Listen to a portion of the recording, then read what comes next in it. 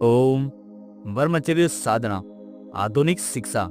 यदि आप आधुनिक शिक्षा प्रणाली की हमारी प्राचीन गुरुकुल शिक्षा प्रणाली के साथ तुलना करें तो आप इन दोनों में बड़ा अंतर मिलेगा। पहली बात तो यह है कि आधुनिक शिक्षा प्रणाली अत्यधिक व्ययशाली है। चरित्र निर्माण तथा धार्मिक शिक्षा का तो इनमें पूर्णतया अभाव ही है।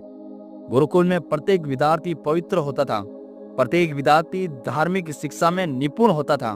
प्राचीन ज्ञान व शिक्षा प्रणाली का यह विशेष लक्षण था। प्रत्येक विद्यार्थी को प्राणायाम, मंत्र, योग, आसन, सदाचार पद्धति, गीता, रामायण, महाभारत और उपनिषदों का ज्ञान होता था।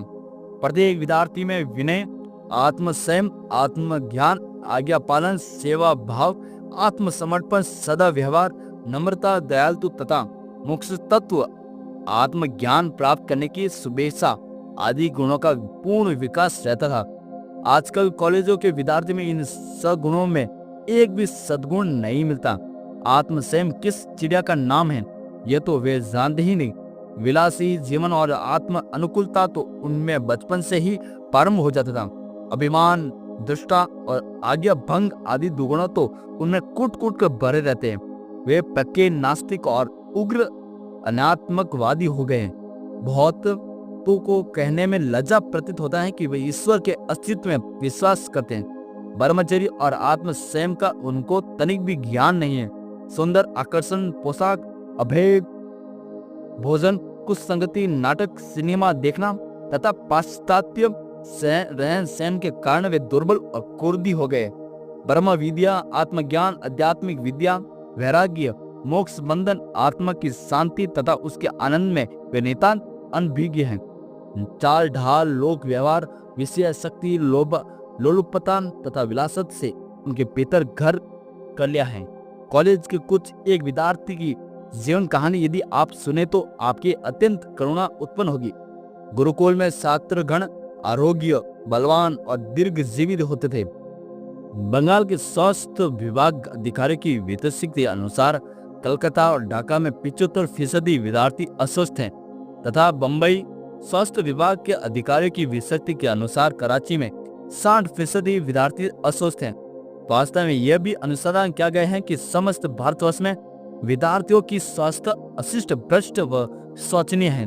इसके अतिरिक्त जिन दुर्जनों व दुर्व्यवहार के कारण उनके स्वास्थ्य का ह्रास हो रहा है वे दिनों दिन बढ़ रहे हैं। आजकल की स्कूलों और कॉलेज में सदाचार तथा धर्म की शिक्षा नहीं दी जाती। प्राचीन सभ्यता में हमारे बालक बालिकाओं को बिल्कुल अशक्त बना दिया है। ये कृत्रिम बनावटी जीवन यापन करते हैं। बच्चों के बच्चे उत्पन्न होते हैं। ये कुल मर्यादा की भ्रष्टता है। सिनेमा निरास्पद हो गया है। वह भावुकता तथा काम उत्पत्ति का प्रेरक है। आजकल सिनेमा घरों में रामायण और महाभारत की कहानियों के रहते हुए भी अधिकतर असभ्य दृश्य तथा अशिष्ट खेलों का ही प्रदर्शन किया जाता है। मुक्ति पुनः या जोर दिया करना पड़ता है कि भारतवर्ष में जो आजकल शिक्षा प्रणाली प्रचलित है उनमें पूर्णतया तीव्र परिवर्तन करने की तत्काल आवश्यकता है। कहीं कहीं कॉलेज में प्रोफेसर लोग अपने विद्यार्थी को फैशनेबल शानदार वस्त्र पहनने के लिए बाध्य करते हैं। इतना ही नहीं, वे उन विद्यार्थियों से घृणा करते हैं जो स्वच्छ व सादे वस्त्र पहनते हैं। कैसी करुणास्पद अवस्था है। सस्ता एक वस्तु है और फैशन एक अन्य। इसी प्रकार की फैशन सांसारिक जीवन तथा इंद्रिय सुख भोगों में जड़ पकड़ लेती है। अध्यापकों तथा माता पिताओं के कर्तव्य, विद्यार्थी के सदाचार तथा उनके वस्तुत चरित्र निर्माण कार्य में अध्यापक और प्रोफेसरों का बड़ा भारी उत्तरदायित्व है। उनको स्वयं पूर्ण सदाचारी और पवित्र होना चाहिए। उनके धार्मिक होना चाहिए, अन्यथा वह ठीक वैसा ही होगा जैसा कहा है कि अंधे की लकड़ी को अंधे ने ही पकड़ी, अर्थात अंधा मनुष्य ही अन्य अंधे मनुष्य को राह बताता है। प्रत्येक अध्यापक को चाहिए कि वह अपने अधिकार के महत्वपूर्ण उत्तरदायित्व का पूर्ण रूप से अनुभव करे। केवल सूक्ष्म भाषण काल कला में मानसिक निपुणता प्राप्त कर लेना ही अध्यापक का वास्तविक संग्रह नहीं है। जब विद्यार्थी युवा अवस्था को प्राप्त होते हैं तो वह उन्हें स्थूल शरीरों में कुछ वृद्धि और परिवर्तन होने लगते हैं। आवाज बदल जाती है, मन में नए भाव व विचार उत्पन्न होने लगते हैं। वे स्वभावता विकसन जिज्ञासु बन जाते हैं। वे गलियों में अपने मित्रों से सलाह करते हैं। उन्हें कुछ संगीत सलाह मिलती है। ये दुर्जनों से कारण अपने स्वास्थ्य को नष्ट करते हैं। लिंग संबंधी स्वास्थ्य, आरोग्य शास्त्र, ब्रह्मचर्य, दीर्घायु तथा क्रोध व भावुकता पर विजय प्राप्त करने की विधि आदि आदि विषयों का उन्हें पूरा ज्ञान प्राप्त कराया जाना चाहिए। माता पिता को चाहिए कि वे अपने बच्चों को महाभारत और रामायण की कहानी सुनावे जो ब्रह्मचर्य और सदाचार से संबंधित रखती हैं। माता पिता को चाहिए कि वे अपने बच्चों को बार बार ब्रह्मचर्य के विषय में शिक्षा देते रहे। वह उनका एक विशिष्ट कर्तव्य है। जब बालक और बालिकाओं में बाल्यावस्था से लक्षण दिखने लगे तो उन्हें सब बातों से एक रूप से कह देना आवश्यक है। धीरे धीरे बताने में कोई लाभ नहीं है। लिंग संबंधी विषयों को छुपा कर नहीं रखना चाहिए। यदि माता पिता को अपने बच्चों के सामने इस महत्वपूर्ण विषय पर बात करने में लज्जा प्रतीत होता है तो वह एक नितांत अवास्तविक मर्यादा है। चुप रहने में उसकी उत्सुकता और भी बढ़ सक जाएगी। यदि बच्चे इन सब बातों को यथा समय अच्छी प्रकार से संभाल लेंगे तो ये निश्चित है कि न तो वह कुपथगामी मृतों के संग में मार्ग भ्रष्ट ही होंगे और न उनमें दुर्व्यसनों की उत्पत्ति होगी। ये पाठशालाओं और विश्वविद्यालयों के शिक्षक वृंद सब निदा भंग कीजिए। विद्यार्थी को ब्रह्मचर्य, सदाचार और धार्मिक मार्ग में प्रशिक्षित कीजिए। उन्हें सच्चे ब्रह्मचारी बनाइए। एक श्रेष्ठ कार्य को अवहेलना न कीजिए।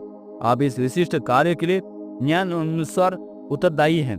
यह आपका योग है। यदि आप इस कार्य को उत्साह सहित उचित रीतियों से करें तो आपके आत्म साक्षात्कार की प्राप्ति हो सकती है। सच्चे और न्याय बनिए, सजगण रहिए। बालक और बालिकाओं को ब्रह्मचर्य की आवश्यकता प्रदर्शित करते हुए उन्हें उन विधियों प्रकारों से सुपरिचित कीजिए कि जिनके द्वारा वे वीर्य जो उनके गुप्त आत्मशक्ति है को सुरक्षित रख सके। जिन अध्यापकों ने प्रथम अपने आप को सुरक्षित कर लिया है उन्हें चाहिए कि वे अपने विद्यार्थियों के साथ गुप्त वार्तालाप करें तथा उन्हें ब्रह्मचर्य के संबंध में नियमित रूप से अभ्यास योग्य शिक्षाओं का प्रदान करें।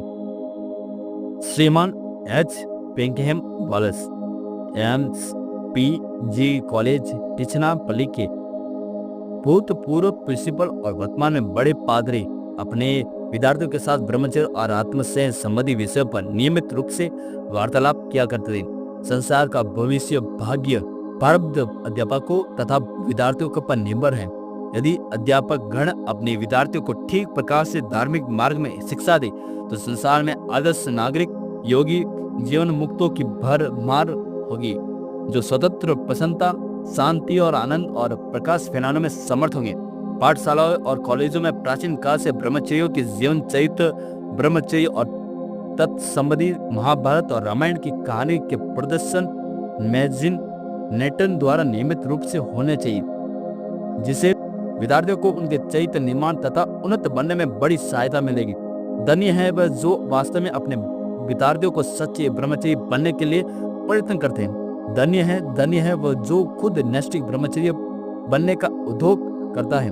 भगवान श्री कृष्ण उन सब पर प्रसन्न होंगे। अध्यापक, प्रोफेसर तथा विद्यार्थी यशस्वी हो।